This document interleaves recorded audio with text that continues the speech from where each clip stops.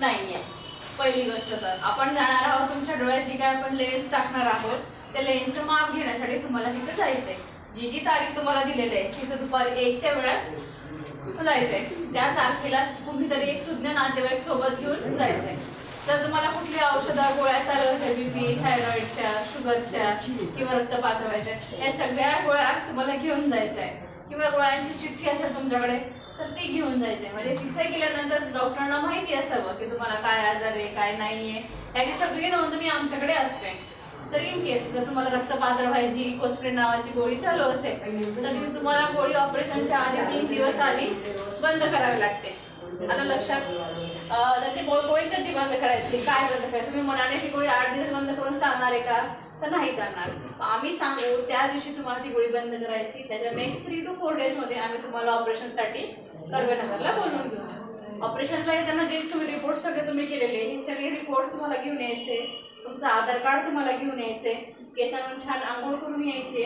तुमच्या बीपी शुगरच्या जे काही गोळ्या असतील त्याही तुम्हाला खायच्या आहेत आणि सोबत हलकासा नाश्ता तुम्हाला करून यायचे। सोबत एकच नातेवाईक पाहिजे। मुलगा येतो सून येतो नात येतो असं कोणीही नाही म्हणजे एक सुज्ञ नातेवाईक असं तरी पुष्कळ आहे।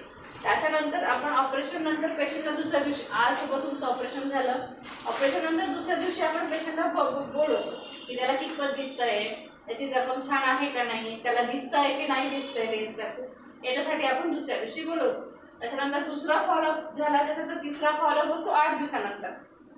नेक्स्ट 8 दिवसानंतर आपण पेशंटला बोलवतो आणि जर 8 दिवसाचं सगळं ओके असेल छान तुम्ही औषधं व्यवस्थित टाकली असणार तर आपण तुम्हाला सांगतो की तुम्ही केसांवर आंघोळ करू शकता। आलं लक्षात। त्याच्यानंतर तुम्हाला डायरेक्ट आपण महिन्याने बोलवतो जो की महिन्यानंतर आपण तुम्हाला चष्म्याचा नंबर देण्यासाठी बोलवतो।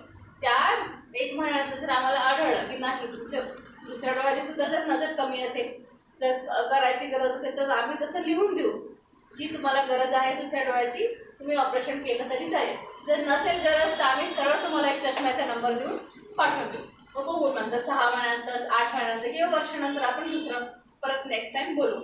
आणि ऑपरेशनसाठी तुम्हाला काय काळजी घ्यायची आहे की काही दिवस तुम्हाला ज्या दिवशी ऑपरेशन केलं त्या दिवशी फक्त तुम्हाला ज्या डोळ्याचं ऑपरेशन झालेलं आहे त्या बाजूला झोपायचं नसतं। नेक्स्ट डे पासून तुम्ही झोपला तरी चालेल काही हरकत नाही। रोज खांद्याखालून तुम्ही आंघोळ करू शकता। जे काही 2 औषधं आम्ही देतो ऑपरेशनच्या अगोदर एक औषध दिलेलं असतं तुम्हाला जे एक अँटीबायोटिक नावाचं एक औषध असतं ज्याने तुमचा डोळा आतून स्वच्छ राहावा किंवा इन केस तुम्हाला डोळ्यात चिकट पाणी येत असेल काय येत असेल त्याची पूर्वकल्पना तुम्ही डॉक्टरांना द्यावी म्हणजे त्या अगोदर आपल्याला तुम्हाला औषध सुरू करता येणार आहे। जर इन केस नसेल सुरू चिकट पाणी तरी सुद्धा हे औषध तुमचा डोळा स्वच्छ राहण्यासाठी गरजेचं असतं। आलं लक्षात। हे औषध तुम्हाला दिवसातून 3 वेळेस टाकायचं आहे। आणि राहिली गोष्ट ऑपरेशन नंतरचं जे औषध आहे ते दुधासारखे असतं ते थोडंसं घट्ट असतं ते फक्त तुम्हाला छान हलवून टाकायचं असतं। ऑपरेशन नंतरचं जे औषध आपण तुम्हाला देतो ते औषध तुम्हाला महिनाभर पुरतं परत तुम्हाला औषध विकत आणण्याची गरज नसते। फक्त औषध छान हलवून एकच थेंब तुम्हाला डोळ्यात टाकायचं एक थेंब पुरेसा असतो। दोन्ही औषधांमध्ये 5 ते 7 मिनिटाचं अंतर ठेवायचं मग दुसरं औषध टाकायचं असतं ते तेवढ्या वेळात त्या दुसऱ्या औषधाचा इफेक्ट येतो। पुढे अँटीबायोटिकच्या गोळ्या आहेत दुखराचा पेनकिलरच्या गोळ्या आपण ऑपरेशन नंतर देतो त्या 3 दिवस आणि 2 दिवस असतात घेऊन संपून बंद करायचे असतात परत गोळ्या विकत आणून खायच्या नसतात। आलं लक्षात। आणि ऑपरेशन पूर्वी पण आपण 1-2 गोळ्या देतो त्या 2 गोळ्यांपैकी 2 गोळ्या म्हणजे एकच गोळी तुम्हाला विकत घेऊन जायची असते। त्यातली पहिली गोळी जी असते जेव्हा तुम्हाला ऑपरेशन सोबत तुमचं उद्या ऑपरेशन आहे तर तुम्हाला आदल्या दिवशी म्हणजे आज रात्री तुम्हाला जेवणानंतर 2 डोळ्यांपैकी अर्धी गोळी आज रात्री खायची आणि उरलेली अर्धी गोळी तुम्हाला ऑपरेशनला येताना सकाळी नाश्ता करून अर्धी गोळी खावण्याची। या गोळ्या कशाचा इन केस जर तुमचं डोळ्याचं प्रेशर वाढलं असेल किंवा तुम्हाला ऑपरेशन आहे बाबा डोळ्याचं ऑपरेशन कसं होईल थोडंसं एक बॅक ऑफ द माइंडमध्ये थोडंसं टेन्शन असतं ना ते टेन्शन थोडंसं कमी करावं म्हणून हे आपण औषधं तुम्हाला देतो। असं काही खूप गरजेचं नाही की औषध घ्यावं पण जर त्यांचा मोतीबिंदू पिकलेला असेल तर त्यांच्यासाठी हे खूप गरजेचं असतं की तुम्ही ते गोळ्या घ्यावं। In case at the time of operation जर तुमचं काही कारण असतं तर तुमचं ऑपरेशन कॅन्सल झालं चिकट पाणी येत आहे बा की ॲट टाइमला डोळा खूप लाल झालाय तुमचं होतं ना कधी कसे चोळून वगैरे पण पाणी येतं आम्ही सारखं औषध टाकत असतो तर ऑपरेशनसाठी तुमच्या डोळ्यांची बाहुली मोठी पाहिजे असते तरच आपल्याला ऑपरेशन करते। मग तुम्ही जर पुसताना जर तुम्ही डोळा खूप खडून बसला किंवा ते औषध आम्ही टाकतो इन केस जर त्या औषधाची ॲलर्जी झाली किंवा ऑन द स्पॉट तुमचा बीपीच वाढला टेन्शनमुळे घाबरून की कसं होईल काय होईल. अशा वेळेस आपण काय करतो, एक थोडे 3-4 दिवस 5 दिवस थांबून मग तुमचं ऑपरेशन करतो. मग त्यावेळी तुमचं ऑपरेशन कॅन्सल झालं म्हणून नाराज होऊन जायचं नाही किंवा भांडायचं नाही की माझं ऑपरेशन कॅन्सल झालं, मी 2 वेळेस आलो 3 वेळेस आलो. असा कोणाचंही ऑपरेशन कॅन्सल करावं असा आपला कोणाचाच हेतू नसतो. पण इन काही कंडिशन असतात, त्या कंडिशन मध्ये आपल्याला ऑपरेशन कॅन्सल करावं लागतं. आलं लक्षात? आणि तुम्ही म्हणणार की आम्ही जातो तर आमचं लगेच ऑपरेशन का बरं करत नाही. कसं असतं, प्रत्येकाच्या डोळ्याच्या लेन्सचं जे माप असतं ते वेगवेगळं असतं. कोणाला 17ची लेन्स लागते, कोणाला 30 नंबरची लेन्स. मग सगळ्याच लेन्सेस शक्यतो आपल्याकडे अवेलेबल असतात. पण इन केस शॉर्टेज झालं, सगळ्या 10 पैकी 10 पेशंटला जर 22 नंबरची लेन्स लागली आणि 11व्या पेशंटसाठी जर माझ्याकडे 22 नंबरची लेन्स अवेलेबल नसेल, मग काय करणार?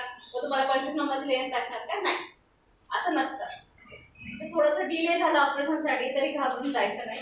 येत्या महिनाभरात 15 दिवसात तुमच्या सगळ्यांची ऑपरेशन होणार आहे. फक्त कोणाचं लवकर होईल, कोणाचं उशीर होईल. त्याच्यामुळे तुम्ही आम्हाला आज तारीख दिलेली त्यांना कर्वेनगरला जायचं, त्यांनी इथून हे संपल्यानंतर कर्वेनगरला गेलं तरी चालेल. मात्र जे लोक सोमवार ज्यांना तारीख दिलेली आहे त्या लोकांनी दुपारी 1 ते 3 या वेळेत जाऊन लेन्सचं माप काढून घ्यायचं. सकाळी कृपया कुणीही येऊ नका. सकाळी ऑपरेशनचे पेशंट असतात, त्यांची गर्दी असते, त्यांचे ऑपरेशन झालेले असतात, ते तपासायला गर्दी असते. त्यात तुम्ही लोकांची गर्दी करणार की आम्हाला लेन्सचं माप काढून. तुमचं काम अगदी 2च मिनिटाचं असणार आहे. पण त्याला जर तुम्हाला अर्धा पाऊण तास वेटिंग करायला, त्याच्यापेक्षा तुम्ही निवांत करून आला तर तुमची हिस्ट्री सुद्धा आम्हाला व्यवस्थित घेता येणार, तुमची औषधं सुद्धा आम्हाला नोट डाऊन करता येणार आणि तुमचे रिपोर्ट सुद्धा आम्हाला शांततेत बघता येणार. आलं लक्षात? अजून जर कोणाला काही विचारायचं असेल तर तुम्ही विचारू शकता. आज दुपारी जाऊ शकतो? हो, जाऊ शकतो. ज्यांना आज तारीख दिलेली आहे ना ते आजच गेले तरी चालते. वरची तारीख आहे वरच्या कोपऱ्याची तारीख दिलेली आहे ना, त्या तारखेला तुम्हाला दुपारी जर सोमवारची तारीख दिलेली असेल तर दुपारी 1 ते 3 या वेळेत जायचंय. आणि त्याच्या आधी जर तारीख दिली, ज्यांना आजची तारीख दिलेली आहे त्यांनी आज आता इथून कुठल्यानंतर गेलं तरी चालेल. उद्या रविवारी ना मला